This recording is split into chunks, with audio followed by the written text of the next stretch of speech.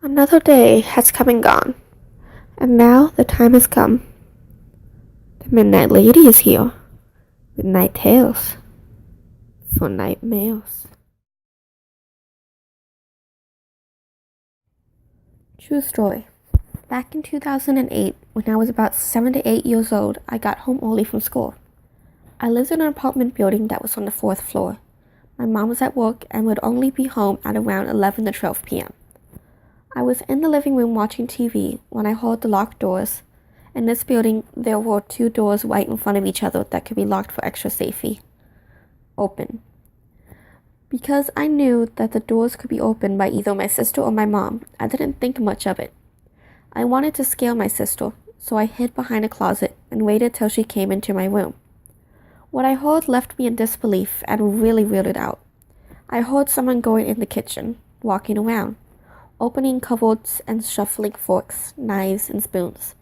Then it went out of the kitchen and went into my mom's room where it just walked around. After that, it went in the living room where I was hiding. It stood there for a minute or two. I was contemplating if I should jump out and scare the one standing there. At the time, I thought it was my sister. But for some reason, I didn't. Then I went back to one of the doors and started scratching it really loudly. The scratching stopped after a few seconds. I sat behind the closet for a few more minutes before going out. I saw all the doors open wide, even the 2 main doors that were the ones who led you into the apartment. I checked for the scratching marks on them but couldn't find any. To this day, I still think about it and who was searching and what would have happened to me if I jumped out when it stood in the living room. This happened 2 nights ago. Around 8 p.m., my boyfriend working night shift and the maintenance man finally got my new fridge in my new kitchen of our apartment.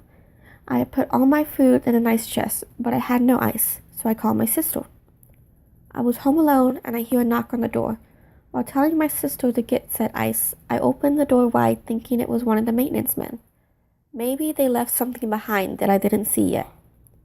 Nope, it was a drunk old man with a big jacket on. And it's way too hot for a big puffer jacket. Now, I'm 92 pounds and 5'2". I'm a very, very small lady.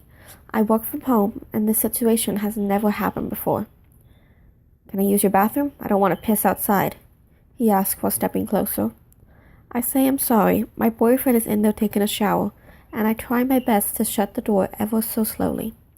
He quickly drops the door and puts his foot between the door and the wall. I freak out and push the door with all my might and run for my metal bat in my room. By the time I got it and was ready to hit this guy, my sister was there with her friend with the ice. I dropped to my knees and cried. She said when she got to the steps, she was running away. I didn't call the police, but if I see him again, I will. I should have been more careful. I told my boyfriend and he said, if no one has lived here for years and we live on the 2nd floor, why would he come to our door? That freaked me out bad. So, guy who wants to use my bathroom, please, let's not meet. So, a bit of a background on this lady. She lived across the street from my dad while he grew up. They are around the same age, 40, and basically grew up together. She's always been a bit creepy though. This isn't the only story I have of her. I have many, many more of this strange lady I'll call all. My brother and I were outside. It was summer and I was 13 at the time, and my brother was 2. My dad and stepmom were inside, and we were just kicking a ball around. At this point, all had moved out of her house, and we haven't seen her for 2 years.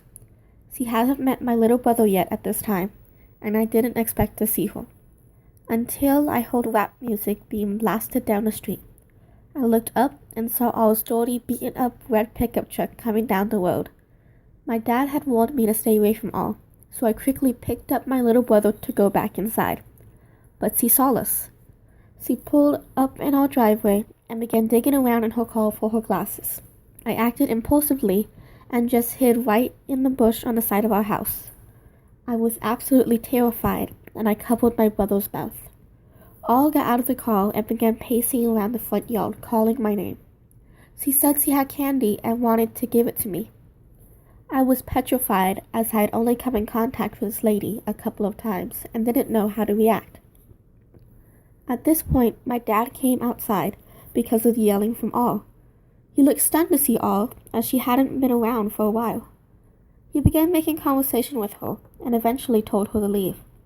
She said that she wanted to take me to her trailer in the next town over. My dad declined and told her to leave again. She did after a few more minutes of convincing. We got out of the bush and my dad didn't blame me for hiding from her.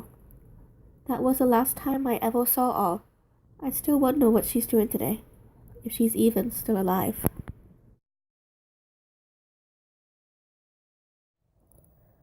First of all, I'm writing this from my phone, so I apologize for any mistakes. And it's probably stupid long to read, so I apologize. This story is a mixture of my personal experiences and my mom's. This all took place in about 6 months when we moved out to go back to our hometown.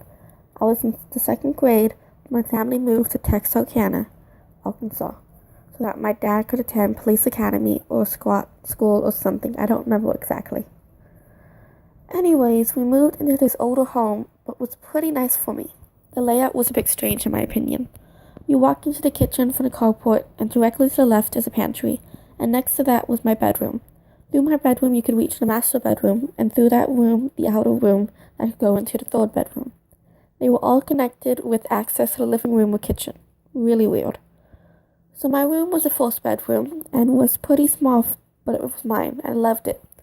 We previously lived in a small, single wide, which was cramped for my parents, 2 sisters, and myself. Well, I loved my room initially, but I remember liking it less and less each day. I began to get scared of that room. I would go in it to play with my toys, but only with the door open, and I would just sit in the doorway. My parents repainted my room for me to try to help me like it more. White yellow. No idea why that color. It didn't help. In a desperate, loving attempt to help me, my parents gave me the big master bedroom, and they took my little room. Cool, but the master bedroom had no windows. What the fuck? I don't know how long I have been staying in the room, but one night I woke up in the middle of the night. No windows, pitch fucking black. No window for a 7-year-old, or however old I was, 2nd grade. I woke up to the pitch black and instantly had this horrible feeling. Chills. The feeling that I was being watched from the blackness, being watched from the darkness of my own room. I pulled the covers over my head and just waited. I could feel the presence of something evil standing beside my bed. Now, I'm not super religious, but I do believe in God. I remember laying there praying that if I did that night, I would go to heaven. I repeated it over and over, just waiting for the end. I was absolutely terrified. I said that till I fell asleep and woke up the next morning. That was my encounter. My mom told me later her experiences. I'll make it quick. She would be in the back doing whatever and hear a thump. Go into the living room and a candle would have fallen off the coffee table. Put it back, go back to whatever and hear it again. Go back, candle on the floor, freak out, get gun, call my granddad, clear house, clueless, stuff like that. Our lights in the house at one point began to flicker quite a bit. Parents called an electrician who came and went into the attic to investigate.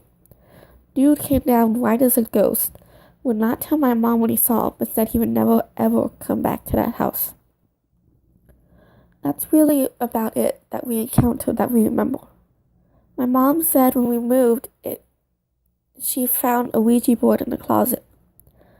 Moved out the house, and within a month, it burned to the ground. I apologize for the length again. Anyways, any comments on what kind of stuff this may have been going on is welcome.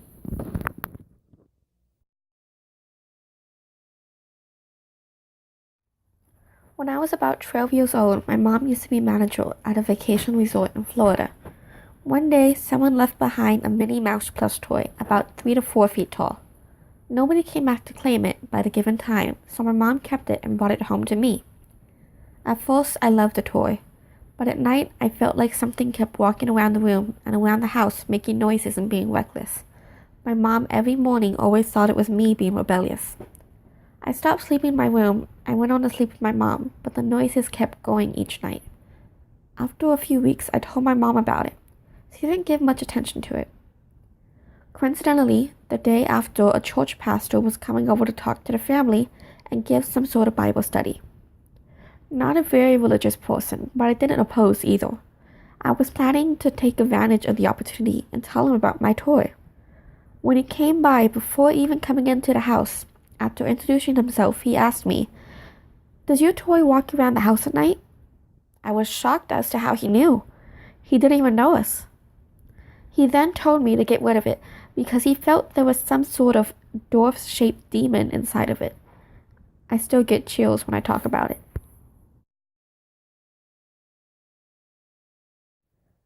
This story happened about a year ago while at a friend's house. To give some background, I was invited to sleep over with my friends. Let's call her Anna, who invited her another friend, I'll call her Mia, for the whole weekend. Before this story, some weird things have been happening to me.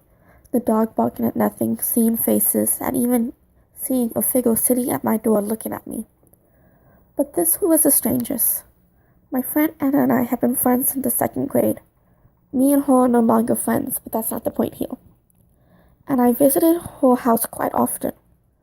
There was always something she'll point out in her kitchen she called the mysterious bloodstain, which, for all we know, could have been some ketchup or sauce. The day was fine until around 7 p.m.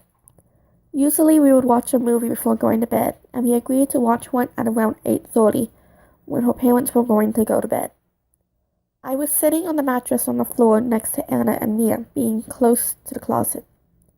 Mia calls for us and we look at her. She asks us if we see the glowing orb in the closet. We were in the pitch dark with only our phones, which were dimly lit for light. We looked up to also see it. Mia had asked us to close the door because it freaked her out, so we did. The door didn't close all the way, so there was a slight opening. We didn't care much, but Mia said she still could see it. I don't know how, since the door was basically fully closed. After the movie ended, we decided to stay up for a while. Around 1 a.m., we were sitting in the living room floor. I was on a mattress while Anna was on another, and Mia on the couch. Being curious, I asked them what they were doing. Mia was on Tumblr, and Anna watching conspiracy theories. As soon as she said that, we heard a loud chainsaw noise. Anna's family didn't own one, so it scared us. It lasted a good minute before we heard a crash.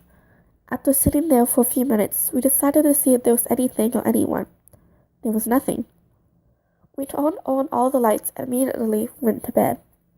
The next morning, we decided to download one of those fake ghost hunting apps to play around. We went into the basement and the app found a little boy. We asked the app a bunch of questions. Of course, we knew it was probably fake, but this one was different. The boy says he died in the basement by either being set on fire or decapitation. Apparently, his mother had killed him. We said goodbye to the app, but he insisted we stay longer, but of course we left. After searching around a while, we went back upstairs to mess around in Anna's room. I still had the app open to interact with different ghosts the app made. Unlike the boy, they said the same thing as don't look under the bed or behind you and all that nonsense. The boy we saw was the only ghost who didn't do this and actually acted like a real person. So I don't know if they're connected, but that was my story that I wanted to share. And now the time is gone. It's time for you to be on your way. Just listen for the clock to strike. You'll be back for another night. And maybe you'll see me.